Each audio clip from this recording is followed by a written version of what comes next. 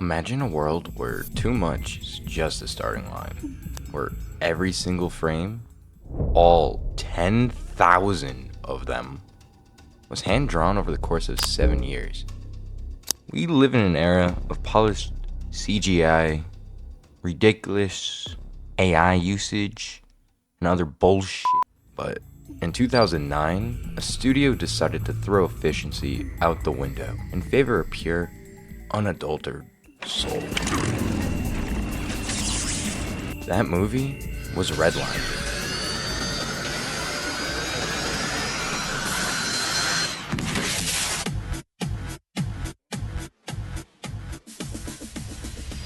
It's a film that shouldn't exist. It's a film that literally almost killed the studio that made it. And today, I want to talk about it. It's not just a classic, it's a masterpiece that honestly puts modern animation to shame. To understand Redline, we have to understand the madness behind it here.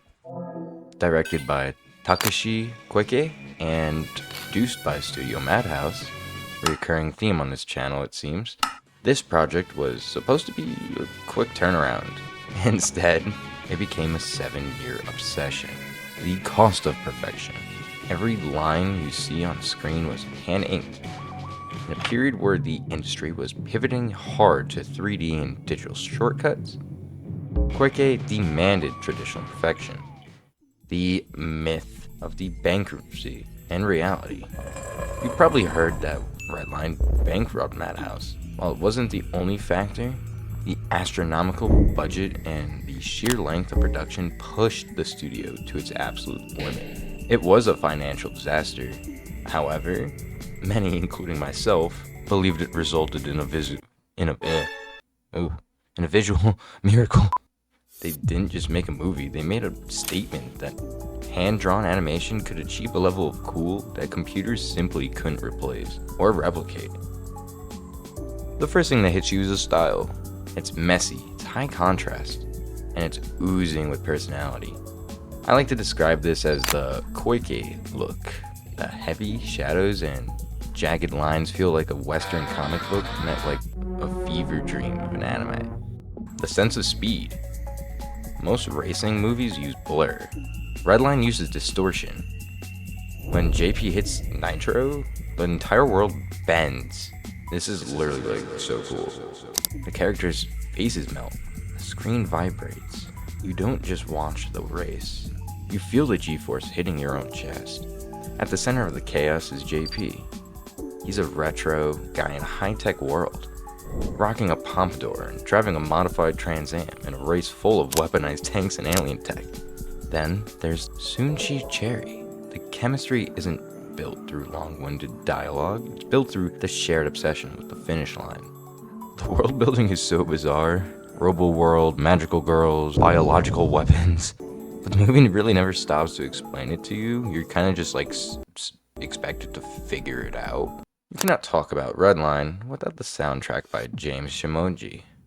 It is a masterclass in electronic composition. I love it so much. Hold on, here. I believe that music is usually the heartbeat of a film or show. It doesn't sit in the background. It drives the pace. If the visuals are the car, the OST is the fuel. Why am I still talking about this 15 years after its release?